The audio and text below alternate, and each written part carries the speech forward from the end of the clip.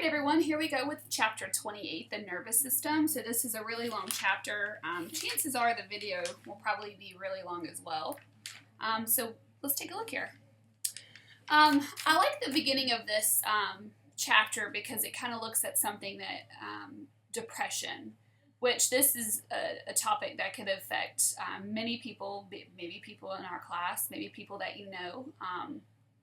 So to me, it's something I think is worth talking about. What we want to look at here is depression is a psychiatric disorder characterized by persistent sadness, maybe loss of interest in pleasurable activities, weight loss or weight gain, sleep patterns, diminished energy, suicidal thoughts over a continuous period of time. Right now, depression is treated using something called an antidepressant, and here's the word here, antidepressant. And the common antidepressants that are used are SSRIs, selective serotonin reuptake inhibitors. And so serotonin is thought to, if you have high levels of serotonin, then serotonin is like a happiness. So when you're thinking about serotonin, think about happiness. They're the hypothesis right now with this is that people that are depressed have low levels of serotonin. Well, what happens is when serotonin is released, there are these uptake. Serotonin is basically recycled, if you want to think about it like that. And so as it's being recycled, it's got to be reabsorbed. If you block the reabsorption you get a high accumulation of serotonin in the mind, in the brain. So what happens is they're thinking if we block the reuptake of serotonin, you can increase the amount of serotonin in the brain. So that would help with treating depression. Right now, antidepressants are the third most commonly prescribed drug. That's a lot to be said. Like, that's a lot to think about. The third, not the second, not the first, but the third. So it is, but that's a lot. That's a pretty high rate of being prescribed. What you're looking at here is this brain here is the brain of someone that's depressed versus, let's say, a normal brain. And not a lot of information was given with your book as far as, how they got these scans or anything like that. But the idea of the scan is that high levels, so this right here would be when it lights up like this, that's low brain activity. And then this would also be low brain activity, and then low brain activity. Over here, you would have low brain activity and low brain activity. I'm not sure how they generated it. Like I said, I'm not sure how they got this, if they maybe showed them an image or whatever the situation is. I'm not really sure how they gathered this data. But this was the brain of someone that was depressed. If you're noticing, if you're comparing the brains here, this has just a few small spots of low brain activity, where this individual has several large spots of brain activity. So this brain here is said to be depressed. So what I want to go from this, as of right now, the SSRI drugs they're not really shown to help depression. They are still, like we said, the third most commonly prescribed drug, but they're only shown to be effective in extremely depressed individuals, not anyone that's mildly depressed or moderately depressed. So it makes you think that they're possibly grossly over-prescribed. And so we're going to continue to look at this throughout the chapter. Looking at the big ideas from chapter 28, basically we're going to go through the nervous system, the structure and function. Remember what I said, structure follows function. So big thing, we look at the structure of the different neurons and how that alters the function. Looking at nerve signals and their transmission, an overview of the animal nervous system, and then looking at the human brain. So nervous system, structure, and function. So remember, anyone mentioned this towards the beginning, but the endocrine system and the nervous system are responsible for coordinating functions of the body. the endocrine system has a much slower response, but it can be sustained, so it's something that can last over time. With the nervous system, this is a faster response, but doesn't give you a sustained response, so you'd have to have constant stimuli. Communication within the nervous system relies on neurons. Nerve cells that transmit information via an electrical or a chemical signal. If you're looking at the neuron, now we're going to talk about there's different types of neurons, but generally speaking, a neuron consists of a cell body that contains a nucleus and other organelles. So this is a functioning cell. It's not your traditional way of thinking about a cell. When we learned about cells in Bio 101, we drew a little round cell and said, hey, here's a cell with all the organelles. Well, this is also a cell. This is a cell, but it's a specialized cell, so it looks different. But it still has your endoplasmic reticulum, your ribosomes, Golgi, that sort of thing. So these neurons have a cell body, which has the nucleus and other things in it. And then it has long, thin extensions that sends the signals. The nervous system has two anatomical divisions. You have the central nervous system, which we abbreviate CNS, that consists of the brain and the spinal cord. The peripheral nervous system is essentially everything else, for the most part. The peripheral nervous system is the nerves, which are bundles of neurons wrapped in connective tissue, and then ganglia, which are clusters of cell bodies. Now here's the thing. Most of what we draw out when we're kind of giving you examples, it's going to look like we have single neurons that are doing things. Normally most of our communications are via nerves, but it's easier to think about them if we look at them as just one single neuron versus a group of neurons working together. So the nervous system has three interconnected functions. You have sensory input, which is the conduction of a signal from a sensory receptor. These sensory receptors we go into detail about when we look at the senses chapter. That's chapter 29 when we look at the different sensory receptors. Integration is basically doing an analysis and interpretation of the sensory signal. This is going to happen in the brain and spinal cord. And then it's basically an analysis. What's going to happen? What's the appropriate response? And then motor output is the conduction of signals from the integration centers, so coming from the integration to the motor input. So the coordination of signals from the integration centers through the peripheral nervous system to effector cells.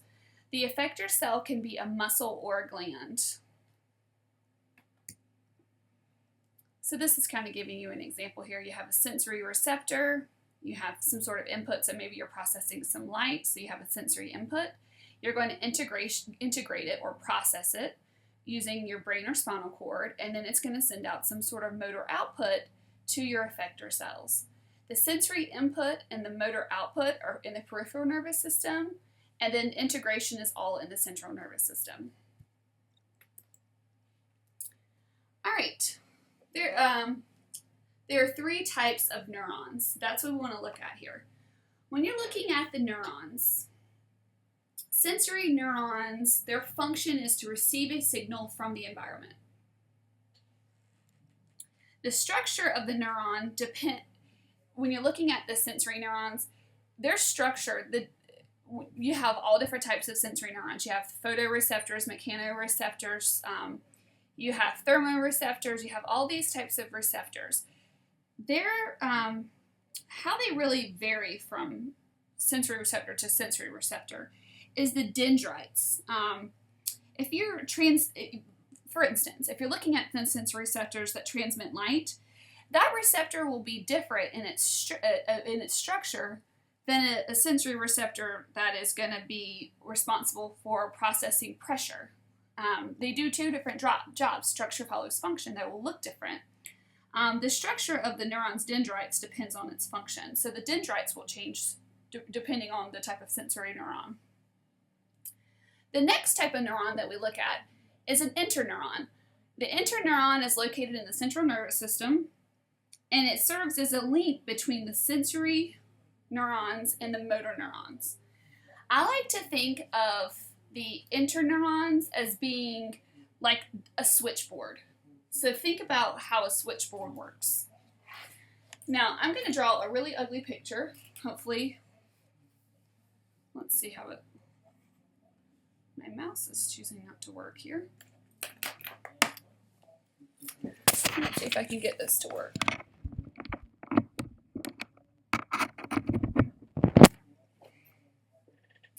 So let's look at the interneuron. I'm going to draw probably over here if I can get this. There it goes. Kind of think of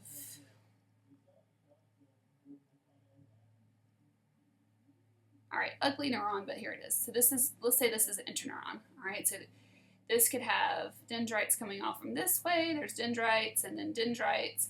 And then let's say there's dendrites over here. And then dendrites over here. Okay, this could be the structure of an interneuron. What happens is, let's change the color to blue. Let's say over here you have sensory input, all right? This interneuron is in your central nervous system. It's got to receive that sensory input and say, okay, do I need to send this message to the brain, or do I need to send this message to something to inhibit maybe, something? So it could go to the brain. It could be inhibition, some sort of inhibitor. I mean, granted, you could have another side over here that does something else. So again, what I'm saying is the interneuron is like a switchboard. It has to get that sensory, receive that signal, and then process it. Now, the motor neurons convey signals from the central nervous system to the effector cell. So it's going to receive it and then send the messages to the effector cells.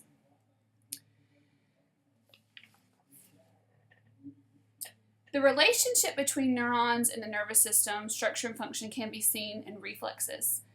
Think about what a reflex is. A reflex is something that you're born with. Sometimes, and this is something we'll kind of go into when we look at in the labs, but the reflexes is something that you're born with for the most part. There are things that could be a learned reflex. For instance, responding to a bladder. That's more of like sensations that you kind of learn to deal with, but reflexes, this is something that you're born with. Some reflexes can serve as self-protecting measures. So let's say, for instance, you put your hand on a hot stove. Unless you have, you have a nervous disorder, most people will remove your hand from a hot stove because you're not going to sit there and watch the skin on your hand burn off. Okay, you move your hand. It's a protective mechanism. A baby nursing after he's born, reflex. You don't have to teach them how to do that. Okay, it's something that they're born with. The example that we like to use, and this is the example that the book likes to use, is a knee-jerk response. So this is a reflex. This is normally if you're going to the doctor and you're having your reflexes measured by a doctor. Have you sit up on the table, and then he's going to hit your knee with a hammer. Okay, that's a protective mechanism. You're going to need to respond to being hit with a hammer. So you're looking at your reflexes. So how does that really work? So let's take a look. So here's the interpretation. Now, right here you have the patella. The patella, or the kneecap here, covers the ligaments of the knee. So what'll happen is it'll kind of slide down and cover. So when you hit, tapping just below the patella will cause the leg to jerk. But why? Let's look at that. So sensory receptors in here detect the striker hammer. All right? The signal travels along a sensory neuron to the spinal cord. And from there, notice here we kind of skip. Notice that this one here skips the interneuron. We don't use the interneuron. It skips. This is the beauty of the interneuron. Notice here that we have to, you're going to skip that interneuron and go right to that motor neuron. The signal is transmitted to a motor neuron, which causes the quadricep here to contract. Now, at the same time, a sensory signal is going to be transmitted through an interneuron to another motor neuron that will relax the flexor muscles. So a flexor muscle is anything in the body that causes a flexation. So in this particular situation, the hamstring is a flexor muscle. All right, so that's how that's going to work. So that is our reflex mechanisms. Again, you're responding to being hit with a hammer. So in this sense, this pathway here bypasses the interneuron and your muscle contracts. In this situation, in the other pathway, this is kind of, you have the branching process happens. The interneuron processes it and tells the motor neuron to relax that flexor muscle. Notice the integration here in using the brain and spinal cord is in your central nervous system, where the guys here, these sensory neurons and motor neurons, are going to be part of that peripheral nervous system.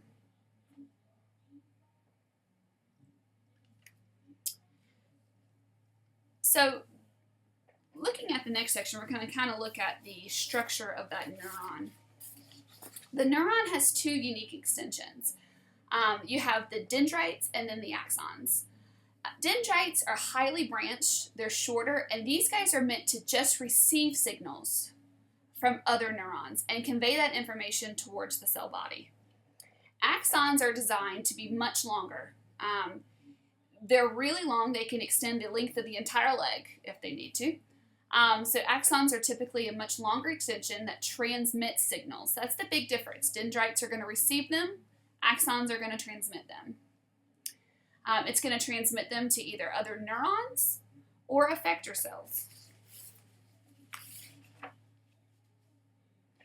One thing that I want to make clear, neurons do not connect.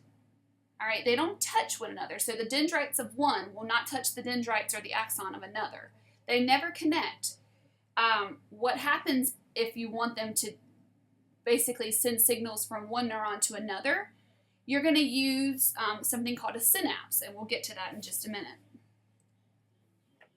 A typical axon has hundreds of thousands of branches, each with a synaptic terminal at the very end. The junction between the synaptic terminal and another cell is called a synapse. It's a relay point. Again, they do not touch. So a neuron, the dendrite of one neuron and the axon of another neuron do not touch. They have to basically communicate via a synapse. So the terminal of one will meet with the terminal of another. That's called a relay point. At a synapse, electrical or chemical signals are transmitted to other neurons or effector cells. So here's looking at the structure of a neuron. Again, you guys saw earlier that I was showing you the structure of an interneuron. When we look at chapter 29, you're going to look at the different types of sensory neurons. This is kind of giving you an example of like a motor neuron or something like that, how it would look. So this is just a kind of a generic neuron. So notice here you have the signal coming in. These guys here are your dendrites. All these, the short branchy guys here, these are dendrites. All of this is the cell body. Notice the nucleus. This is going to be rough endoplasmic reticulum, ribosomes, mitochondria, okay? Think back. Structure follows function, right? Look at all this stuff. Look at these neurons. This is definitely, by looking at the structure of this guy is trying to communicate. He's branching out.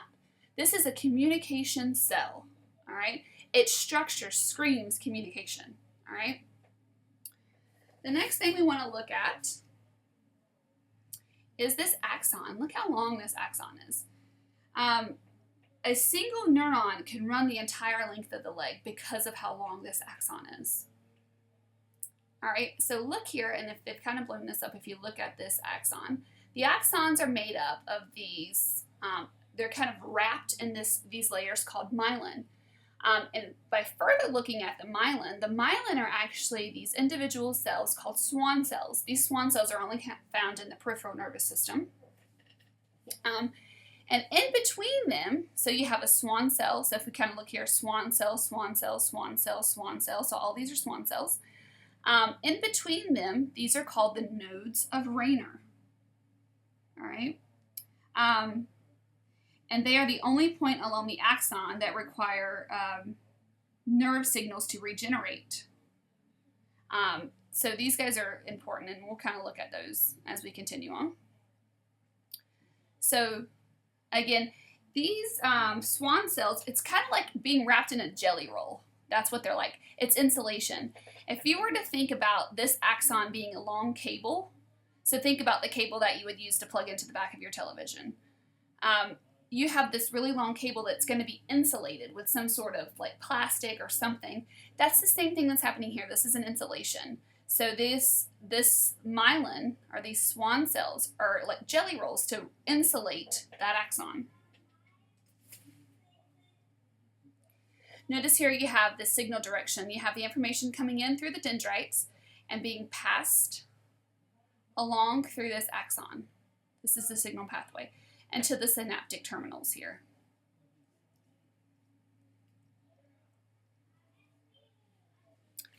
All right. To function normally, neurons of all vertebrates and most invertebrates have supportive cell called glia. A swan cell atop of glia, found in the peripheral nervous system, often wraps an axon along most of its length in a thick insulated material called a myelin sheet. Again, it's analogous to plastic insulation that covers electrical wires. This is fat, essentially. So these are very fatty, like a jelly roll. The gaps between the swan cells are called nodes of Rayner, and an adaptation that increases the speed signal along the axon. So the nodes of Rayner are used to increase speed. We're looking at how did the neurons work? I mean, that's the gist. Like, what's making them work? So I want you to think about something. The nerve converts the stimulus to an impulse, which is sent to another neuron. To me, that sounds a lot like electricity. Like you're sending signals. It's an electrical impulse, right? And an impulse is an electrical signal involving the flow of ions. And it kind of makes me think about Bio 101 when we're talking about photosynthesis or cellular respiration. Remember, especially in cellular respiration, when we talked about the electron transport chain, we talked about the flow of ions that ultimately produce energy, which is ATP. So we're looking at movement of energy. So when you're thinking about electricity, you may think of voltage. Think about batteries. Batteries are essentially stored energy, and they have different volts, right? So that's kind of what I want you to be thinking about, the electricity, the voltage. What is a voltage? Okay? Voltage is the difference in potential energy. Well, it's a difference in potential, and when I think about potential, I think about energy. All right? So now let's focus on the actual neuron, all right? At rest, so let's say the neuron is not firing, it's not sending a message, it's at rest. A neuron's plasma membrane has a potential energy, or the membrane potential, that is, let me get my pen, and let me get this. So the membrane potential is negative 70 millivolts, all right? And when you're looking at this, the inside of the cell is slightly negative and the outside of the cell is slightly positive, okay? And there's a picture in just a minute we'll look at. So this is called resting potential, all right? Because at rest, it's going to be negative 70 millivolts.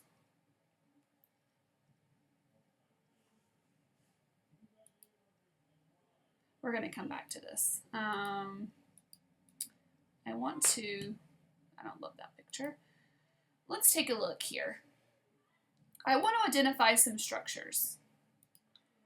remember that this is the axon, right? That is the myelinated sheet, right? The swan cell. So swan cell, swan cell, swan cell. In the middle of this guy here and this guy here, in the middle, those are called the nodes of Rayner. That's where this is happening, in the nodes of Rayner. All right, so you have this setup. All right, so let's imagine that this right now is at resting potential. We said it's negative 70 millivolts. And this can be measured. You put an electrode here and then electrode here. Now, these are tiny, tiny, tiny electrodes. But you put electrode here and electrode here, and you can measure the voltage. All right, so what we're looking at here, this is inside the nodes of Rayner. We're not in a myelinated sheet. Okay, this is the nodes of Rayner. This is just a membrane. All right. So you see that there's positive here and then there's negative here, okay? Let's think about where that's coming from for just a second. Now they're showing you a picture here. What we're looking at here, and actually let's go to this picture. I'm gonna actually draw on this one, so because it's bigger, makes more sense. So again, nodes of Rayner right here. So we are inside the node of Rayner. We are not in a myelinated sheet. So you have positive on the outside, negative on the inside. In the inside of this, you have lots, potassium is higher concentration. That's supposed to be a plus, but it looks more like, I don't know what it looks like. That's a plus sign. And you have more sodium on the outside. Now, I don't know about you, but my first thought would be, how in the world, if I have a high accumulation of potassium on the inside of this membrane and sodium on the outside, where is this negative stuff coming from? That's what I'd be thinking. These negatively charged, what makes this negatively charged are due to proteins.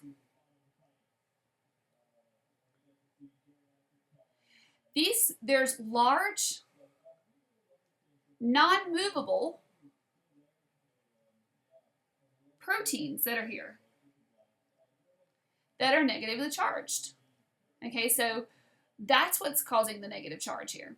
But do know, on the outside of the membrane, sodium concentration is high, and on the inside, potassium concentrations are high. And then we said, when this guy is resting, so as of right now, exactly how the picture looks, this is measuring negative 70 millivolts. Sorry about some milliamps.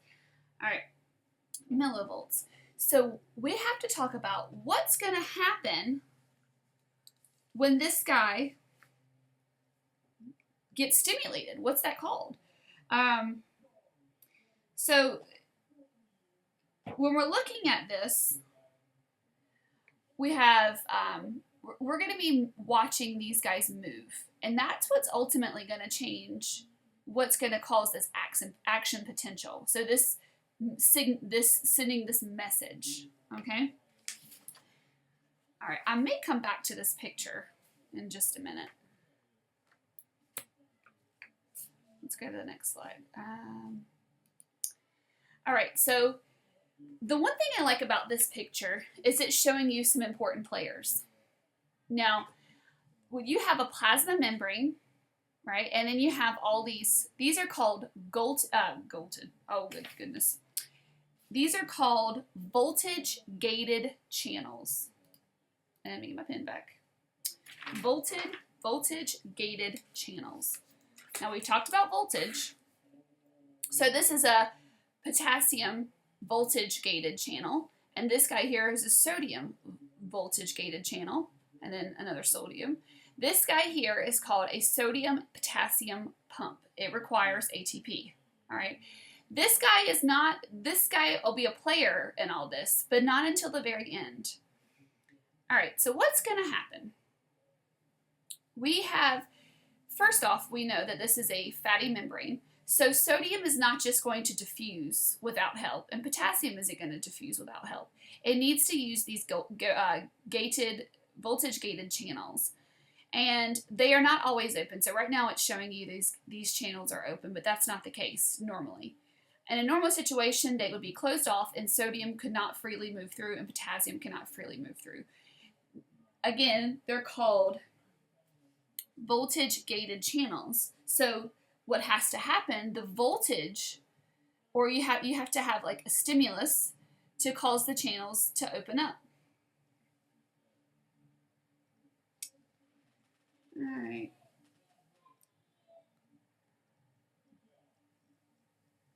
All right, so a stimulus is any factor that causes a nerve signal to be generated. This is generally happening at your sensory neuron, or some sensory, some sort of sensory, maybe your, in the eye, light. Okay, light comes in, it sends a message.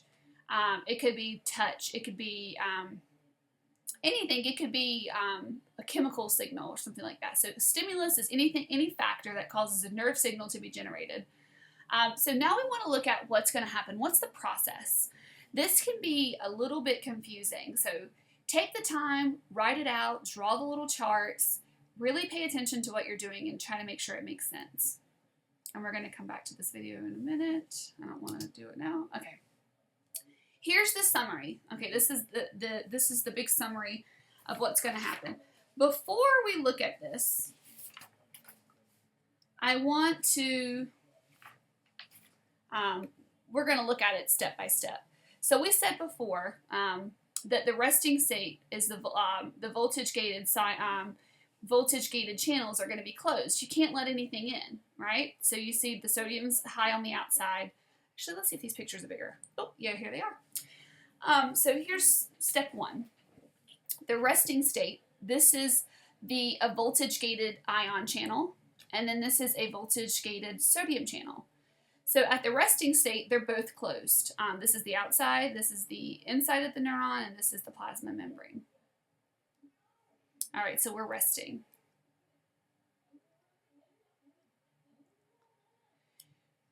Then we have something called depolarization, and that's when you get some sort of stimulus. So, light, whatever the situation, touch, whatever the sensation is, you're going to get stimulated. That is going to disturb the resting potential. So this depolarization will lead to an action potential. An action potential is how you're going to convey a message. So this action potential is a rapid change in the membrane potential of an excited cell. All right, so that's your first. So depolarization, this is some sort of sense coming in, light, touch, whatever the situation is, this is what's going to happen. It's called depolarization.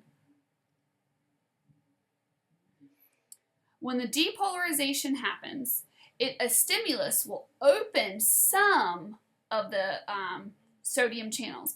Now here's the thing. I kind of wish they would draw it a little bit different, because to me I like to think about these as doors. It's either open or it's closed. There's no middle ground. So this channel is fully open, which is allowing sodium to come in. The sodium will start to come in, so some of the channels open. Then additional sodium channels are open. Now notice that potassium is closed. So the sodium, more channels will start to open up, and you basically have an influx of sodium ions. This makes the interior become more positive. So, and then the membrane potential becomes the reverse of the resting state. So you go from a negative 70 millivolts here, and you get an influx of sodium, which takes your action potential, the voltage here becomes about a positive 40 millivolts. All right. So think about this as kind of a tug of war.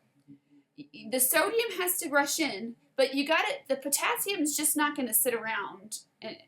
All right. It's going to there's a balancing act here. The sodium's going to rush in, then the potassium has to come in.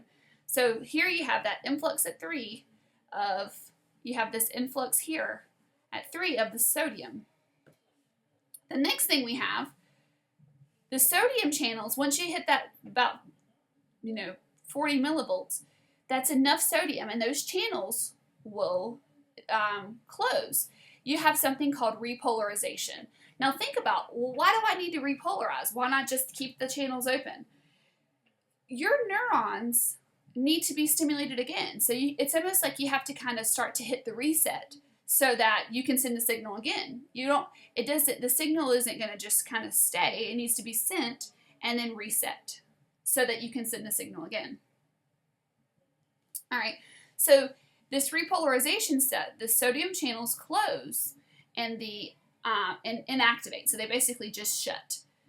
This will allow, for step 4 here, for the potassium channels to open, and that will rush potassium out. Remember, you want to they're going to kind of move opposite of each other. Sodium, the sodium is closed, potassium's going to leave. And then that causes the potassium rushes out the interior of the cell and then becomes more negative, right? So this is back to more negative. Now, the problem is it kind of overshoots a little bit. And this is called hyperpolarization. So this step here is called hyperpolarization. And let me get my pen, I'll write it down. So just very briefly, the sodium channels close relatively slowly, causing a brief undershoot. And what that means is you go slightly below the negative 70 millivolts. And that's called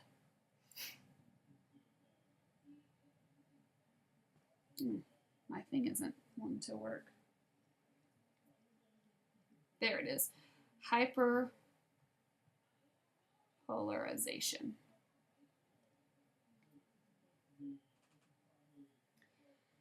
All right, and for just a second, you may be wondering, well, how long does this really kind of take?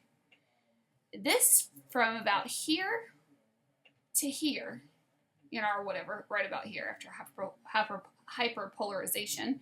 This is about 5 to 7 milliseconds. I mean, it happens really, really fast. All right, so this is going to take 5 to 7 milliseconds, and then it kind of levels back out. And then it goes back to, returns to your resting state. So that's the process there. That's it. Now, what does that have to do with anything? Like, how does this affect, how does this, we're seeing this influx of ions. We see the ions moving, but how do we get the action potential down that axon? How do we get it to move? Here's the thing about it. Let me find my, I don't love this picture actually. Let's get back to here. I don't like the picture. I want to make sure I can explain it well.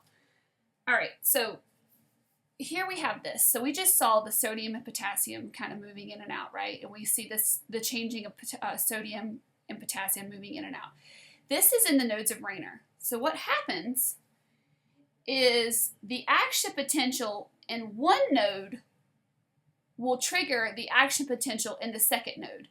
All right, so you have the action potential here would trigger this one here, which would trigger this one, which would trigger this one, which would trigger this one, so forth and so on. So it makes it happen faster. All right, so the Swan cells are just insulation to help increase the speed. So the action potential. So once you have depolarization here, it will trigger this one to be depolarized, which will trigger this one to depolarize, which will trigger this one to depolarize. I don't think the graphic that they give you in the book really explains that well. It makes it look like it's all one, and that's not really the case. Depolarization here, and then depolarization here. So it's like it sends it so that it makes it so you can move down this axon faster. Okay? This is called salutary propagation.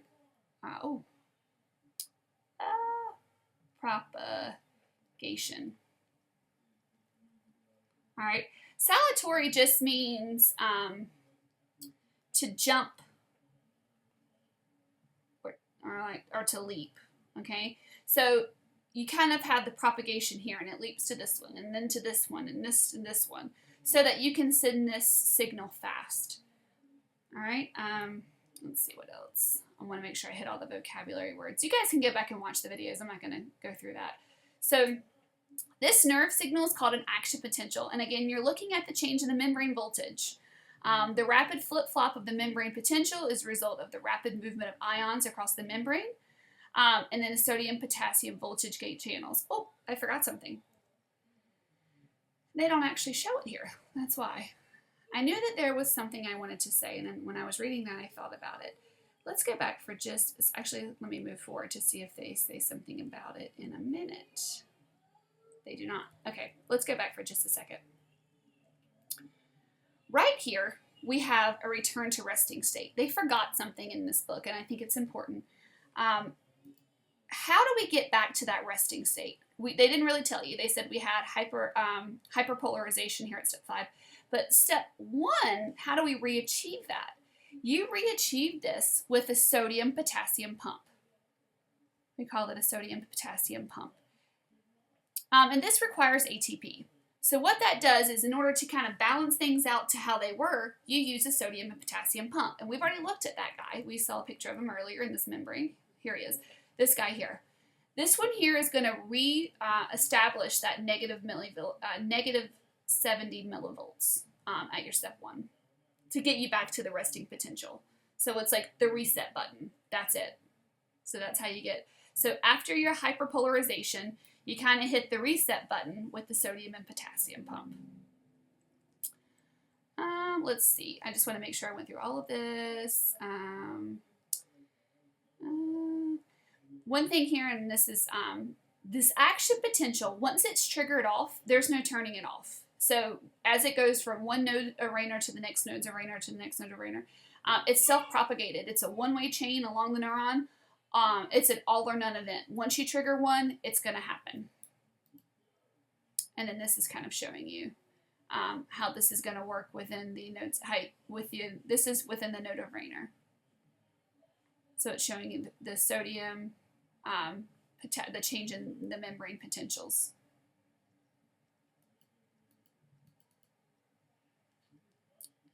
Let's see. So one thing to think about, as the action potential propagates itself along the axon, the frequency of the action potentials, but not their strength, changes the strength of the stimulus. Changes with the strength of the stimulus. So how frequently it's sent will basically determine the strength of this. Changes with the strength. So if you have for instance, you put your hand on a burner, okay, that's a reflex mechanism that we talked about before, but you're going to be sending rapid messages. It's going to be to tell your body, hey, this is a big deal, versus it being something very light that may not need, such a rapid response. So the frequency of the action potentials changes with the strength of the stimulus. So a stronger stimulus will. All right. So looking at how neurons communicate. So neurons are going to communicate at something called a synapse. Well, what exactly is a synapse? I like to think of a synapse as a small gap between neurons, because that's essentially what it is. And so let's go ahead and add that in.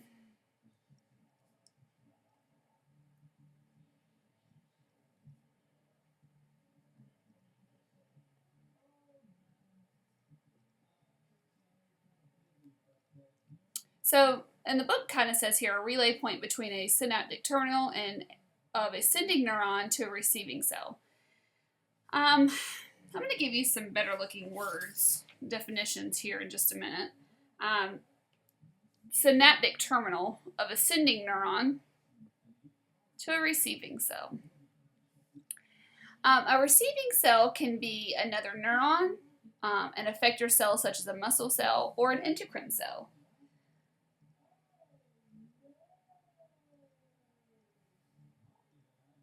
Synapses come in two varieties. An electrical synapse, this is electrical current flow directly from a neuron through gap junctions, or a chemical synapse. The sending from a presynaptic cell secretes a chemical signal, a neurotransmitter, which crosses a synaptic cleft, and the neurotransmitter binds to a specific receptor on the surface of a receiving postsynaptic cell. So here's those words. Presynaptic, these are the words I was talking about in the previous slide. Presynaptic and then postsynaptic cells.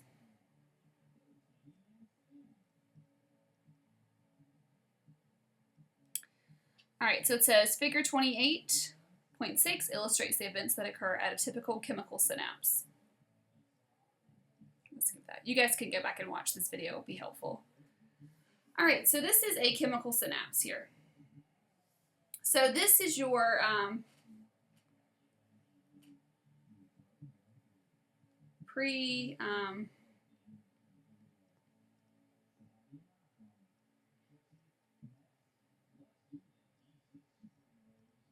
why did I put an E here? That isn't.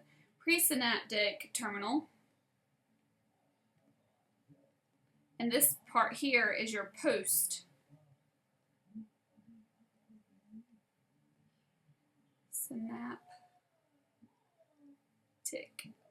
terminal. All right, so let's look at what happens. So you see here, this would be this part here. This part here is this. So this is this. And then the receiving part is this. All right, and this right here is the synaptic cleft, or the synapse right here. So you see how there's this gap. All right, so so you got the signal coming in, and they're not really showing it. They kind of are, but they kind of aren't. As it reaches the, so we're looking at the communication. How is this guy going to communicate with this one? As the signal reaches the presynaptic terminal, the action potential triggers an influx of calcium, which they're not really showing you here. But it's important because, you know, what's going to trigger this? So you do have an influx of calcium. When you have that calcium influx, it's going to trigger these vesicles right here to fuse with this membrane. So vesicles will fuse with the membrane, and the neurotransmitters will be released into the synaptic cleft. So you see how these guys are being released out? This here is called exocytosis. This is what we talked about in Bio 101. All right, neurotransmitters, so these guys here, will then bind to the protein receptors on the postsynaptic membrane and cause them to open, allowing ions to pass in.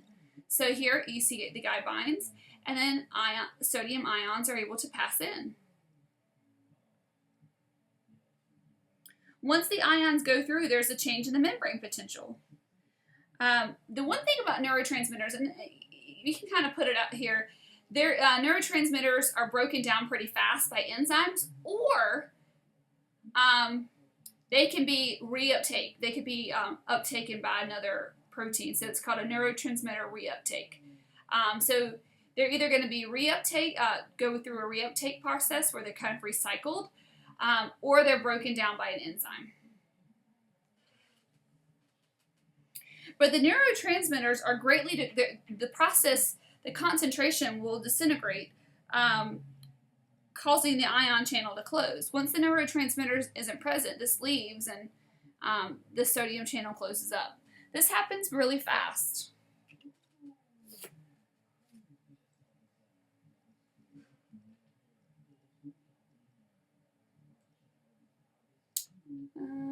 Okay, that's what that was talking about here. All right, so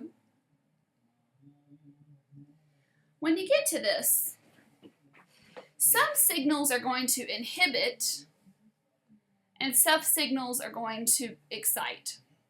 So let's say you have something happen here. We have the synaptic terminals. Let's look at something like, so let's just kind of put this up. So some signals inhibit. And they inhibit by causing a hyperpolarization.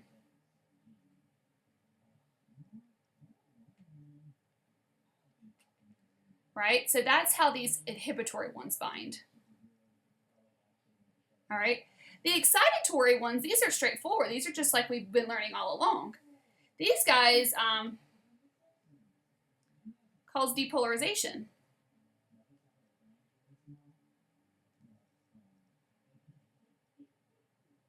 So that's how that works. Now, let me give you guys some examples. Let me see what the next slide looks like. Acetylcholine. So you have a variety of small molecules that are neurotransmitters. Acetylcholine we've talked about before. When we talk about muscle contraction, muscles do not contract without acetylcholine. Okay? Acetylcholine is released by the peripheral nervous system motor neurons to activate skeletal muscles. But here's the thing. When we look at these neurotransmitters, this acetylcholine is going to affect other internal organs differently than they would skeletal muscles. So acetylcholine is released by neurons in the central nervous system that affect memory, learning, and alertness. Acetylcholine is released by other peripheral nervous system neurons that affect internal organs and glands. So how they're going to affect these is different depending on location. Let's see the next slide for a second. I want to add some stuff here. Acetylcholine activates skeletal muscles, right? But it acts to inhibit smooth muscles.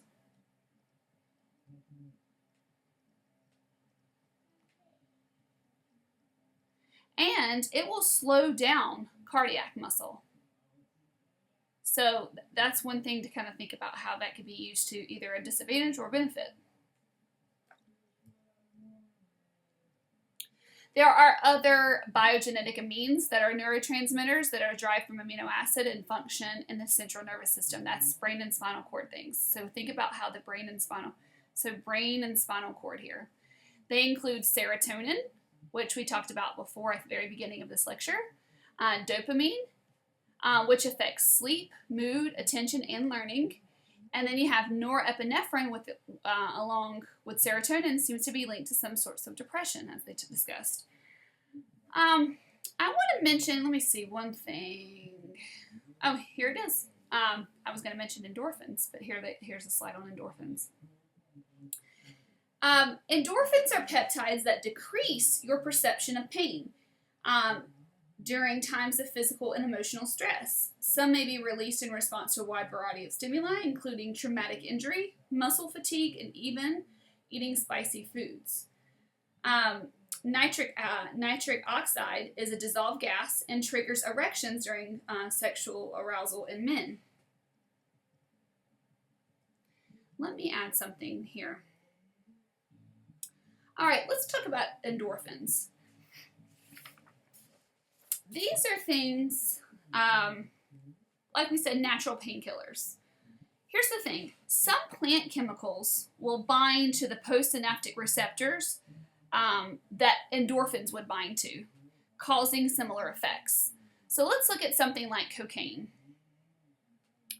You have something in your brain called a pleasure center. And so for the sake of being grossly oversimplified, let's say this is your pleasure center in your brain. It is thought that cocaine, so you have these, okay, so these are receptors, so let's pretend these are those protein receptors. So let's say that you have, it is thought that cocaine, so let's say you have the cocaine out here. So this is cocaine here. Cocaine can bind to the pleasure center of your brain. Right? So this guy here would bind here, and this one would bind here. Because you have more cocaine than you do receptors, that will trigger more receptors to be made. So you end up getting lots of these receptors. Well, as more receptors are produced, more cocaine is needed to achieve the same effect. So that's a problem. And again, there's still a lot to be put out about how this is actually working, but this is just one theory here. As more pleasure receptors, so as we just keep adding these pleasure receptors from, needing more and more cocaine, this is the gateway for addiction. So as more pleasure receptors, the more the pleasure receptors that are there, the more, pleasure you'll need to have, the more cocaine you'd have to be happy, to be satisfied. Think about taking cocaine out of the picture. you still left with all these receptors. So things that would have normally made you happy no longer do the job. You need more and more and more to become happy. So it's really kind of it's interesting. For the nitric oxide,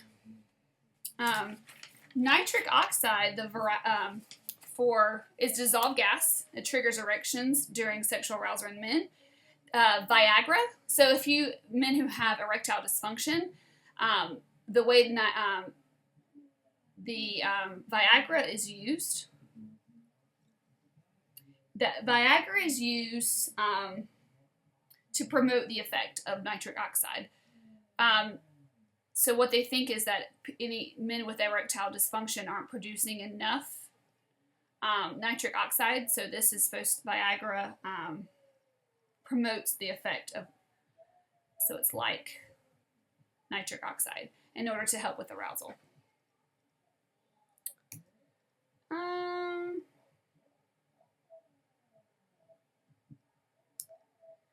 Let's see, so some other things that affect neurotransmitters. Caffeine counters the effect of inhibitory neurotransmitters. Caffeine is also one of those things where, you know, it's an addictive kind of thing where you kind of need more and more caffeine to get your arousal. Nicotine's the same thing. Some people start with having a pack a day, and then now one cigarette every couple of hours to needing a cigarette every day. So it's one of those things where you kind of keep building on having to have that problem. These are all addictions. Nicotine acts as a stimulant by binding to and activating acetylcholine receptors. And alcohol is a depressant. We can look at diazepam. So we're looking at some prescription drugs that treat psychological disorders that alter neurotransmitters. So everything goes back to how these drugs can affect the neurotransmitter, whether they're inhibiting, activating them.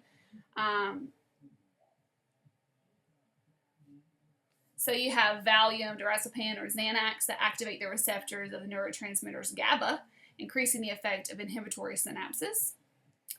A drug may bind to and block a receptor, reducing a neurotransmitter's effect. Still, other drugs such as selective serotonin reuptake inhibitors, so that's one we talked about before, used to treat depression, act by inhibiting neurotransmitter reuptake, so that recycling process. Here's showing that reuptake of serotonin.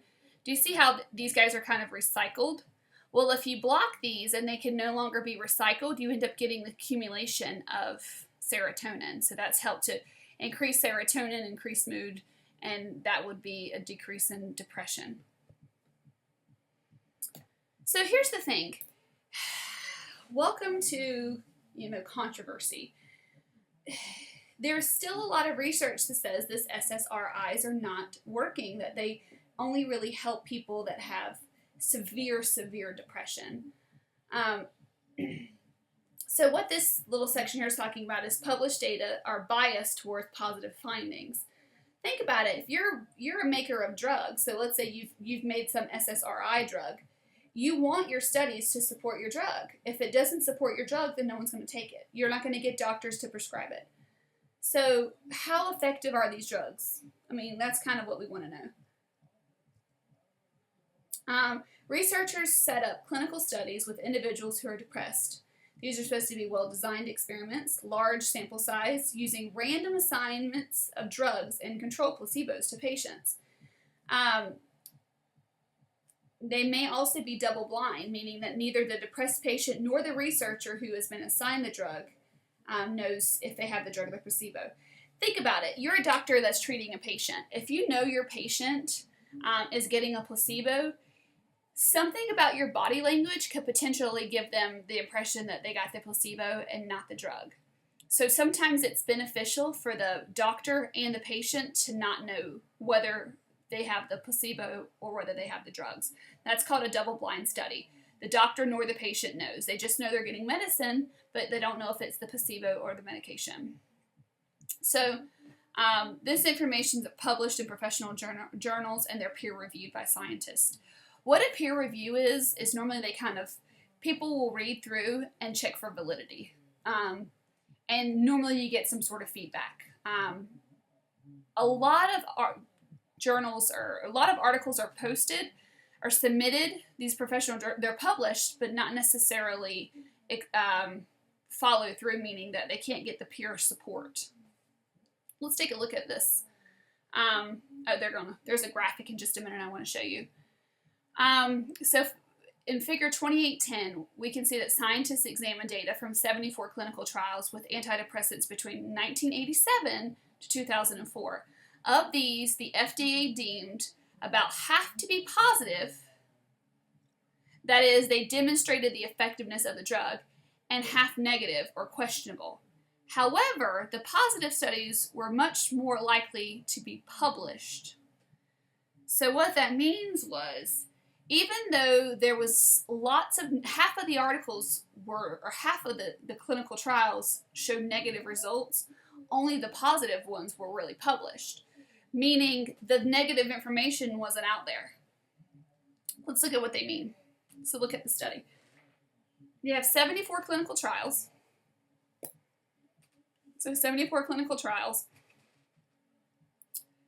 38 positive as judged by the FDA, and 38 negative or unclear as judged by the FDA. Of these 38 positive ones, 37 were published as positive, and only one of them went unpublished. Looking over here at the negative ones, as a 38 negative or unclear, 3 were published as negative. 22 went unpublished for some reason. Okay, that the reason unclear. Of these 38 negative, unclear clinical trials, 11 were published as positive. What does that say about this clinical trial? Is there validity here? This is showing complete biasm. You're completely biased to a positive outcome. Guess the verdict's still out. I mean, we'll see what happens. But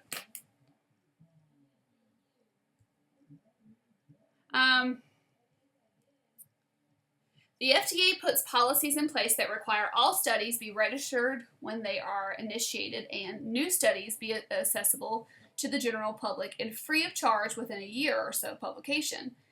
The evidence seems to be mounted that SSRIs provide only negligible benefits for patients with mild or moderate depression, but are helpful to most severely depressed patients. All right, an overview of the animal's nervous system. So basically what we're going to look at here is just take a basic look. Now when I say basic, I mean very basic. We're going to look at the animal kingdom in general. Like what are some of the other phylum that we're going to look at, and how did the nervous system evolve? There is remarkable uniformity throughout the animal kingdom in the way the nerve cells function. So function is pretty much generally the same throughout. During subsequent animal evolution, great diversity emerged in the organization of the nervous system as a whole. So as the nervous system has evolved throughout the animal kingdom, it's got more specific, more more organized. Animals on the earliest branches of animal evolutionary trees, such as the sponge, lack a nervous system. So all sponge completely lack a nervous system. Think about what that means. Think about what the nervous system does. The nervous system is a communication junction between the cardiovascular system, the endocrine system, the digestive system. It's a way that they all communicate. Here, the sponges lack that central communication system. Okay? So the sponges do not have a nervous system. This is important, and this is something that you would have looked at in Bio 101 when we did that animal lab. We kind of going through the evolution of the nervous system, and that was some of the things that we kind of looked at in the lab. Radial symmetrical animals, such as the cnidarans, have a diffuse web-like system of interconnected neurons extending throughout the body. It's called a nerve net, essentially. So you have these neurons that are throughout the whole body, but there's no brain and there's not a spinal cord or anything like that.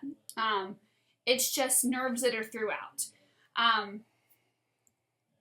So let's look. Here's a hydra. And so what you see here is a nerve net with neurons. Notice there's not a brain, there's not a spinal cord. These guys are typically about 2 cell layers thick, so you have this network of nerves between those 2 cell layers. So very simple nervous system here. Most bilateral symmetrical animals evolved cephalization. And basically kind of think of this as the formation of a brain and sense organs in the anterior portion of the animal. So they have a head with a brain, essentially. Centralization is the presence of the central nervous system distinct from a peripheral nervous system. Cephalization had very important implications for evolution of many systems, including the digestive system, the circulatory system, and especially the nervous system. And we're going to look at the planarian, the flatworm. Notice that you have the eye spot here. And then this is considered the brain. And then the nerve cord, and then this is the transverse nerve. But notice that you're seeing, you start to see ganglia, clusters of nerve cells through here. So you have, some ganglia. Aggregation of nerves called ganglia in the flatworm's head is what's essentially that glorified brain area there. The leech has go too fast. No, go back. The leech here has got segmentation of the ganglion here. So this is interesting because it allows, this controls this section of the leech. So this is ganglion. Again, ganglion, cluster of nerve cells. So these clusters. The formation of these clusters is what ultimately give rise to the brain. So ganglion, then more ganglion, and more ganglion, and more ganglion. And then here's the arthropod. So you got your brain, your ventral nerve cord, and then again, ganglia. Here's a squid. Now here's the thing about a squid. If it wasn't for the squid, we wouldn't know half of what we know about neurons. I mean, the squids have a giant axon about 1 millimeter in diameter, and basically they were used to study nerve signals. So, mollusk.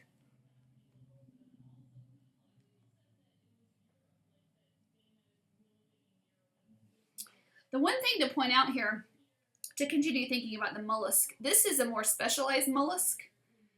The squid, so it's got this specialized nervous system, but if you were to look at something that's sessile, like a clam, it doesn't have this cephalization. It doesn't have these,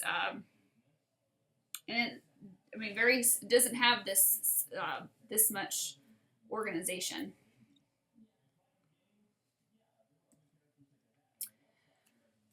All right, so in all vertebrates, the central nervous system consists of the brain, which is the master control center of the nervous system, and the spinal cord. The spinal cord is a jelly-like bundle of nerve fibers that runs lengthwise inside the spine, which conveys information to and from the brain and integrates simple responses to certain stimuli. The vertebrate peripheral nervous system comprises the rest of the nervous system. So again, you have 2 systems, the central nervous system, brain and spinal cord, and everything else is going to be your peripheral nervous system. So taking a look here, here's the brain and the spinal cord, which is that central nervous system. Your cranial nerves, your ganglia outside the central nervous system, and your spinal nerves. All of these are peripheral nervous system. They are not, just because it's connected to the spinal cord doesn't mean it's part of the central nervous system.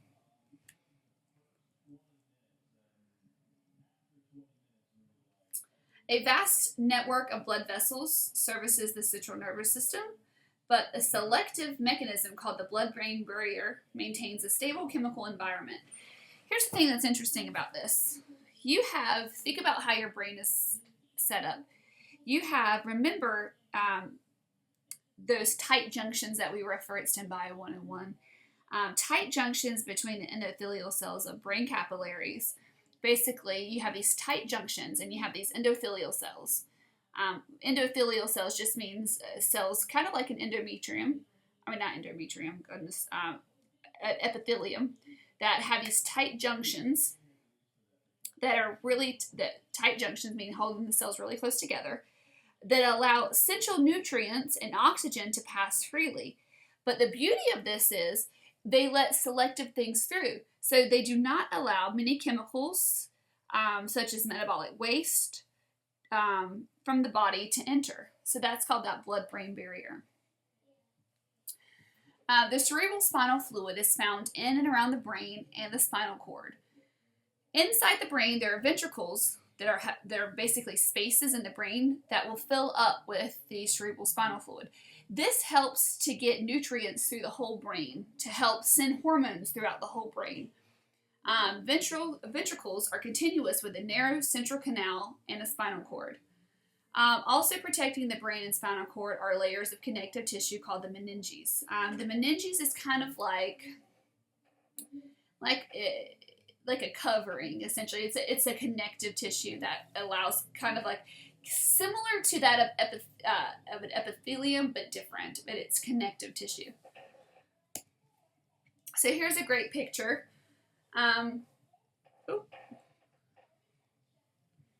So this is meninges, this is meninges, and if you look here, this is meninges and this is meninges. All of this blue is going to be the cerebral fluid. And then here's the brain. Here's the ventricles, okay? Think about what's right here. We kind of briefly, when you look at, we'll go through this in just a minute, what's all here, but this is hypothalamus, this is pineal gland, this is the diencephalon area here. So hippocampus, all of this stuff here where you need to get, where these ventricles are, will allow hormones to move through, get rid of waste, other things, minerals and things like that for your brain. Kind of think of the cerebral spinal fluid as it's nourishing in the sense of it carrying around, hormones and things like that, but it's a filtration system. You have that cerebral fluid here around the spinal cord. You have, here's the spinal cord down here. Gray matter in the spinal cord. This is going to be your cell body and your dendrites, okay? The white matter is mostly axons, okay? The dorsal root ganglia is part of the peripheral nervous system. The dorsal root ganglion is basically what's going to connect nerves to the spinal cord. Oh, it went again. No. Okay. Where did it go? Oh, there it is. This is the central canal. All of this is just a cross section. So imagine if you just took a transverse cut of the spinal cord, this is what you would see. All right, the peripheral nervous system has two functional components, essentially. The motor system, and it's interesting because we have talked about this a little bit. Your book does not use this word, but I've noticed that it comes up in one of the quizzes, so I want to make sure I write it down. The motor system is called the somatic nervous system.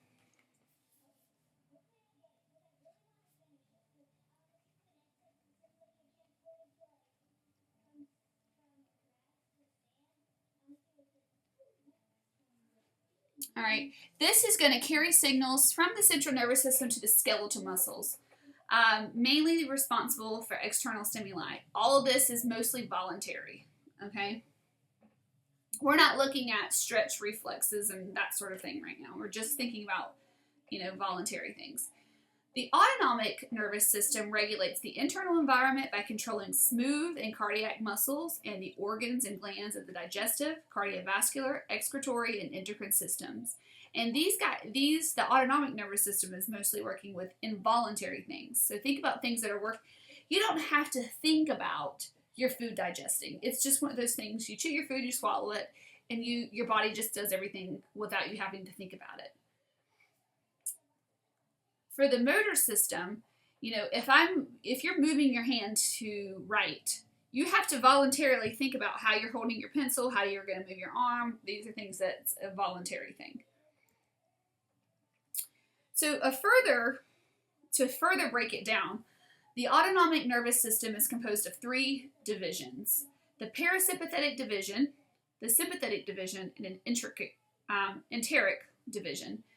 The parasympathetic division primes the body for activities that gain and conserve energy for the body. The sympathetic division prepares the body for intense or energy-consuming activities.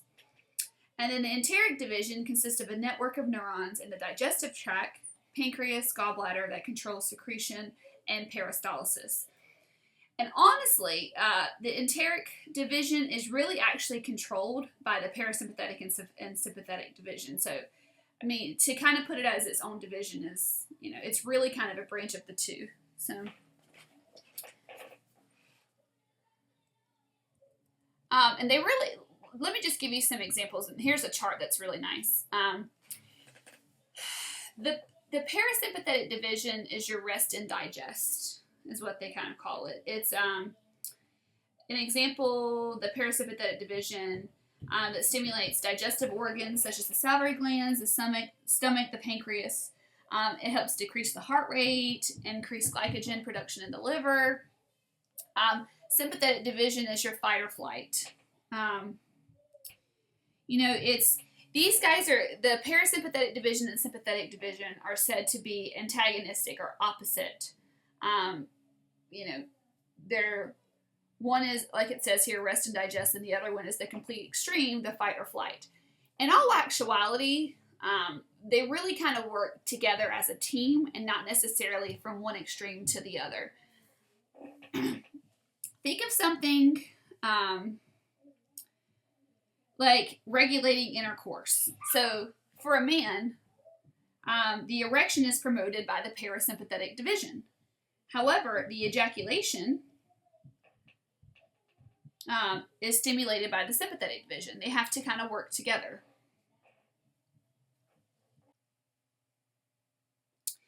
All right, so the vertebrate brain develops from 3 anterior bulges of the neurotube. So we're going to go through this. There's an entire chapter is about embryology when we look at development.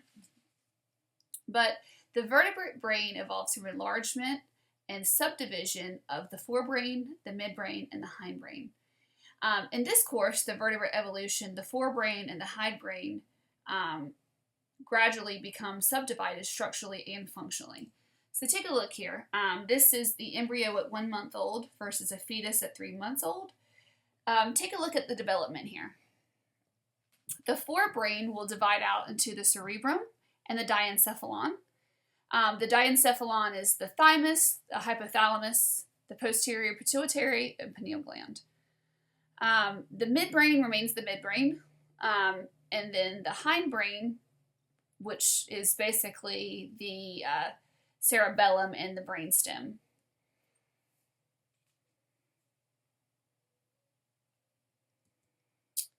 And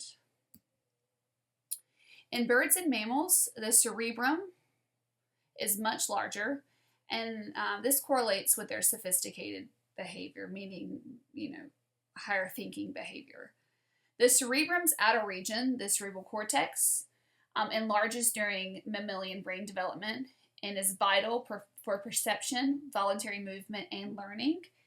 The thing that's interesting about it is, the cerebral cortex is about 5 millimeters deep, and takes up about 80% of the mass of the human brain.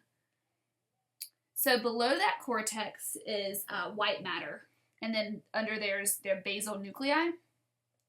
Basal nuclei is important with motor coordination, and so if you've ever heard of Parkinson's disease is degeneration of that basal nuclei. So that's some more about the cerebral cortex. So now let's take a look at that human brain. The human brain is more powerful than the most sophisticated computer. And again, like we said, it's composed of the 3 main parts of the forebrain, the midbrain, and the hindbrain. So knowing that we have this very sophisticated brain, Hollywood can go really wild with what we can do with our brain. You may have seen the movie Lucy with Scarlett Johansson. Talks about using 100% of your brain. It makes her like superwoman. There's another one called Limitless with Bradley Cooper, where he's able to use 100% of his brain by taking a pill. So it's a great concept. It's how much brain are we actually using? Do we really use it to its full potential? And we really don't. We don't use it as nearly as much of our brain as we could. So we looked at the picture. Figure 2815A shows 3 embryonic brain regions in their fully developed adult form. All right, so here we're looking at the fully developed adult brain. I mean, we could really spend like days talking about just the brain. But what we want to look at here, they've got the brainstem broken up into what they call the hindbrain and the midbrain. These kind of come together as just the brainstem eventually. The brainstem is connected to the spinal cord here. So the brainstem, and then it's the medulla oblongata, then the pons, and then the mesencephalon, which is what they have labeled here as the midbrain. Let me write that down so you can fix yours. Instead of midbrain here, you can say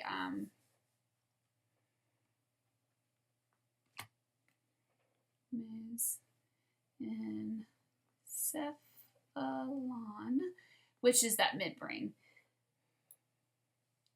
And then your forebrain is the cerebrum, the thymus, the hypothalamus. So that's that diencephalon here, for this part here, the diencephalon. And then the forebrain is your cerebrum.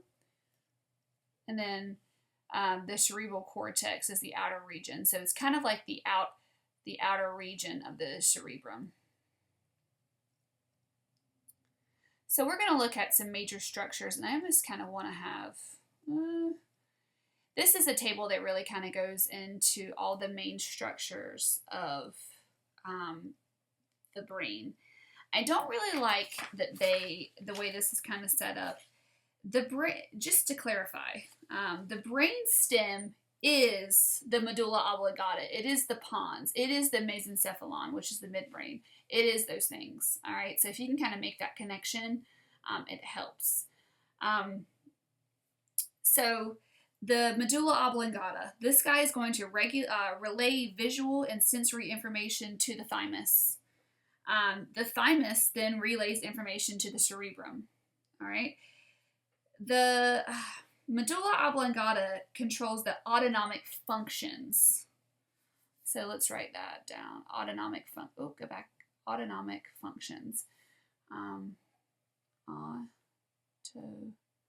Autonomic. These are things that we can't help. Swallowing, breathing, vomiting. These are all autonomic functions. Now, the thing is, they really didn't give you that much information about pons. Let me just give you a little bit more. Pons, it's above the medulla oblongata on the brainstem.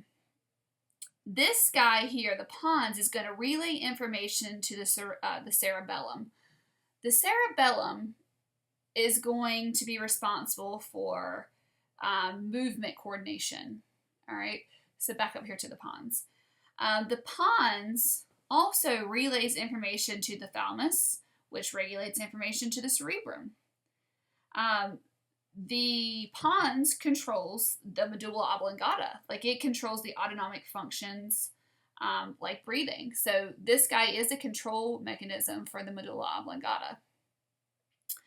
That midbrain, again, that's the mesencephalon.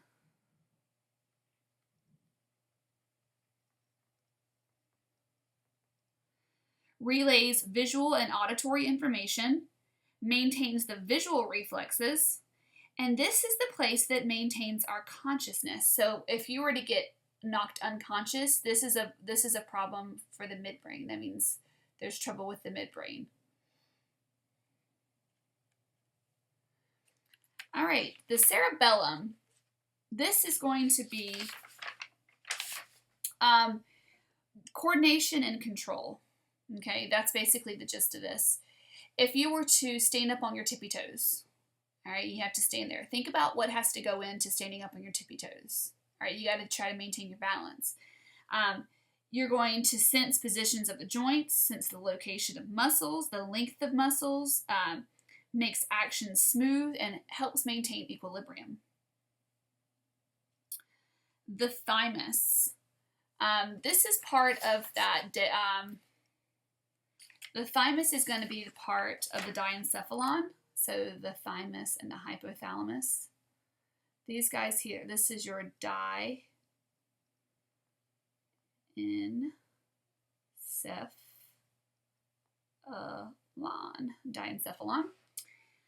The thymus relays information to the cerebellum. Done. That's essentially the thing. So notice that the medulla oblongata sends information to the thymus. The pons sends information to the thymus. The thymus is going to send information to the cerebellum. The hypothalamus functions in homeostatic center control. Remember, this is the control, acts as the main control unit of the endocrine system.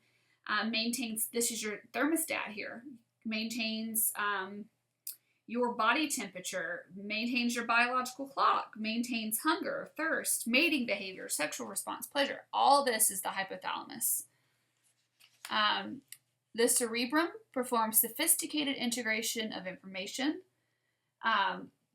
plays a role in memory, learning, speech, emotion, personality. All these things are in the cerebellum. I'm sorry, not cerebellum, the cerebrum.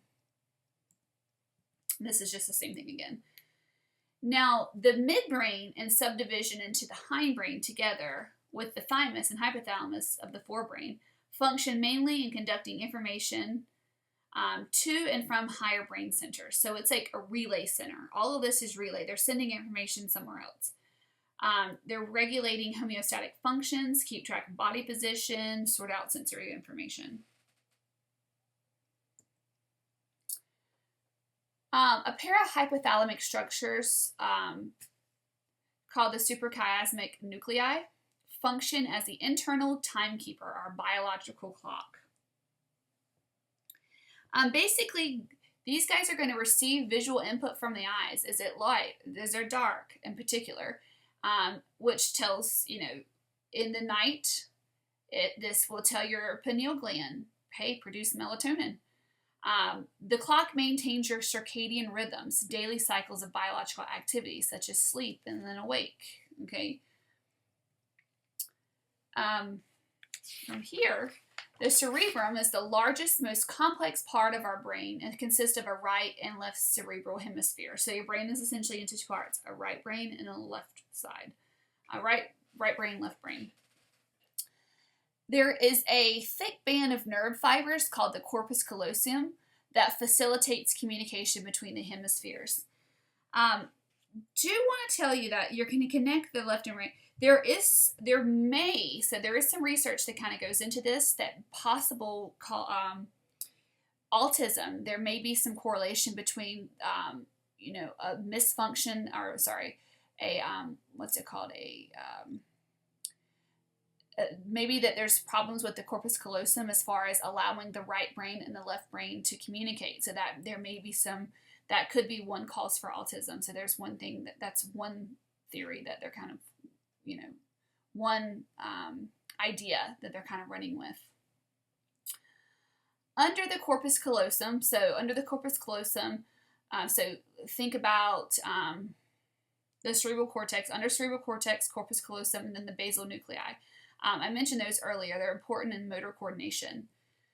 So here's your left cerebral hemisphere, your right cerebral hemisphere. Go 5 millimeters in, that's all the cerebral cortex. And then here is that corpus callosum. All right, these green spots here, that's the basal nuclei. And then here's the thymus. Look how huge it is, right? This is the cerebellum. And then the medulla oblongata, these are the pons. The pons are going to be up here.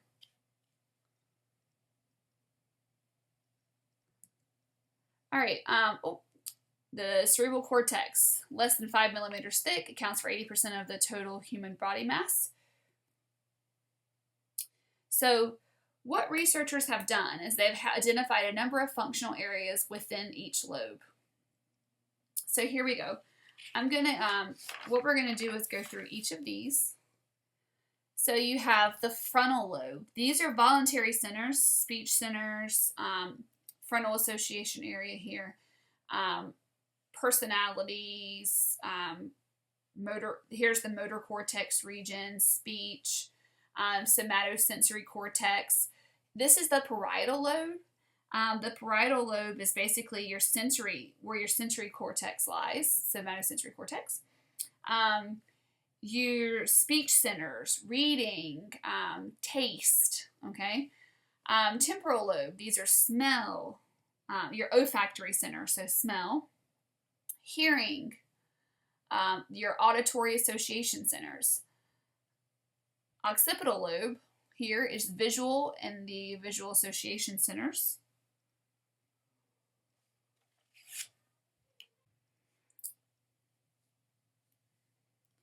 Two areas of known function from the boundary between the frontal and parietal lobes.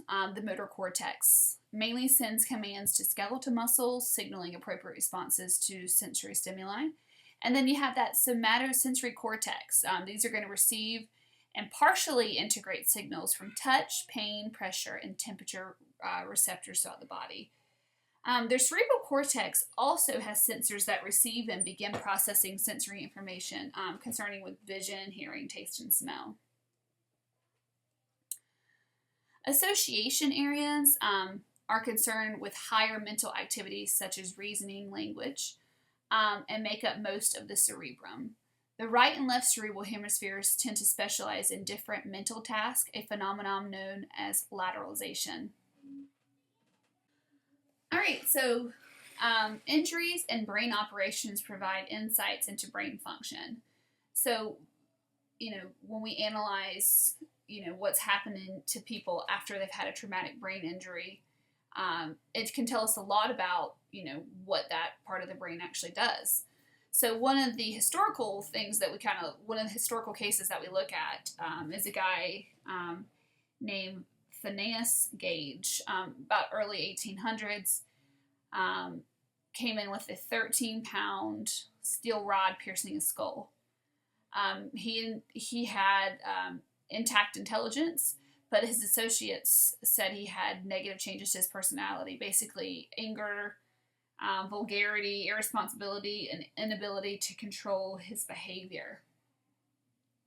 Some other things.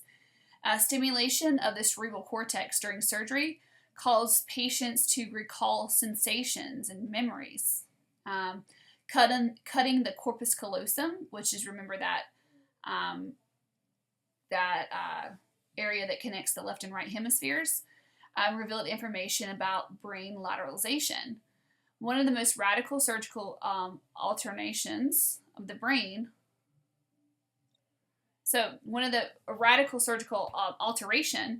brain is a hemispherectomy, and this is the removal of most of half of the brain, excluding deep structures.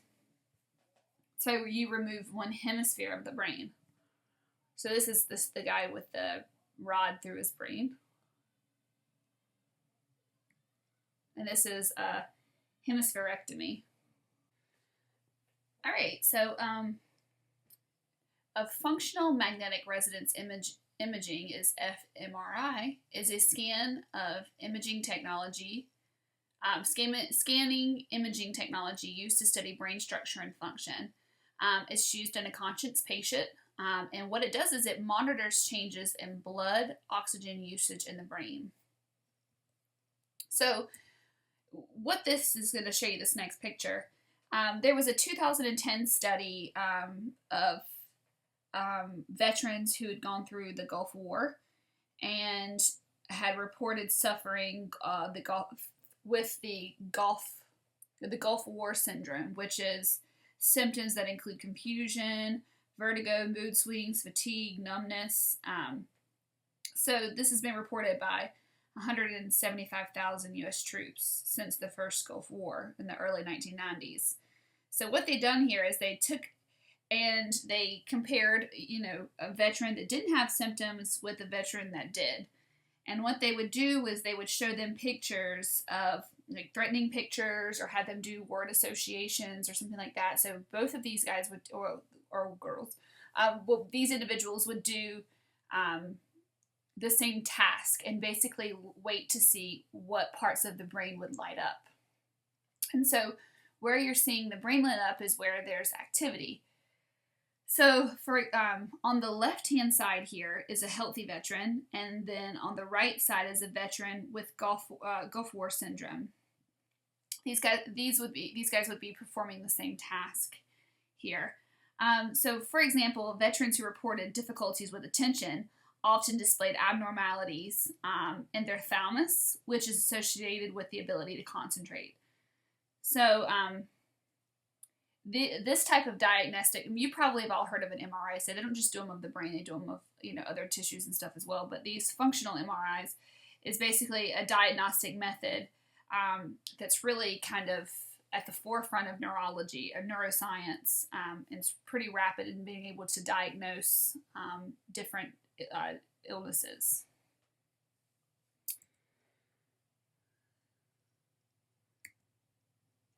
All right, the reticular formation is involved in arousal and sleep. So what we have to think about is, the reticular formation is one example of the functional brain system that regulates alertness. So attentiveness and mental alertness can change rapidly. So notice that at one point you're actively attentive, and then 5 minutes later you're, not even there. You're not even, aware. So arousal is a state of awareness of the outside world. Its counterpart is sleep, a state when the external stimuli are received but not consciously perceived. So when you're asleep, your body still is aware of what's going on, but you're not consciously perceiving it. A reticular formation is a diffuse network of neurons that extends through the core of the brain stem. So the alertness that is maintained by the reticular formation is inhibited by a region of the hypothalamus that induces and regulates sleep. So sleep is essential for survival and is an active state, at least for the brain. We know that the brain is active during sleep. You may not be active, but your brain is. We can measure brain activity by electroencephalogram, which is an EEG, and basically you monitor. They monitor how active the brain is, and during the stage called the rapid eye movement (REM), the brain waves are rapid and irregular. Most of these like that of an awake state, so it's almost as if your brain is awake. Most of us dream during our rapid eye movement. Dreams can be anywhere from about 6 times a night, running from about 5 to 50 minutes. And one hypothesis is that sleep and dreams are involved in the consolidation of learning and memory. And experiments show that regions of the brain activated during learning tasks can become active again during sleep. Or maybe it's a process of like just processing the day, but then, someone can argue, well, my dream had nothing to do with what I did with the day, nothing with what I learned for the day. So there's still a lot to go into processing what a dream is. And so it's a real fascinating field. And it's fascinating to kind of think about. The limbic system is involved in emotions and memories. The limbic system is involved in emotions such as nourishing infants and bonding emotionally to other people. It's involved in motivation, memory. One thing that I kind of think is ironic is, you often wonder, I always say, you wonder about the limbic system of individuals who can harm their children, who are unattached emotionally to other people. Like there's issues that it makes you wonder like what's going on. Another thing to kind of think about, have you ever been maybe a song comes on the radio and you're thinking about it, and it instantly takes you back to like this moment when maybe you're with your first boyfriend or girlfriend, or your first kiss, your first dance at prom, or even like a smell. Like you can smell something and it reminds you of someone, or it reminds you of a place or some kind of memory. This is all the limbic system here. It's a very primitive part of the brain that's really kind of gone unchanged. So the limbic system includes parts of the thymus, the hypothalamus, and two parietal rings around them formed by portions of the cerebral cortex. So here's kind of looking at, you have the olfactory bulb here for smell. This is the thalamus, and then the hypothalamus, and then this is the hippocampus. We haven't talked about the hippocampus yet. We're going to get to that in just a second. But memory here. Being able to focus and recall and form memories is happening here in your hippocampus. I like to think of that as like your learning center. It's called a hippocampus for a reason. I like to think of it as like your center of attention span. Is your attention span 5 minutes, 7 minutes, 10 minutes? Most people have the attention span of about 7 minutes. They can focus on something for 7 minutes, and then it's like their brain will focus on something else, and then you can come back.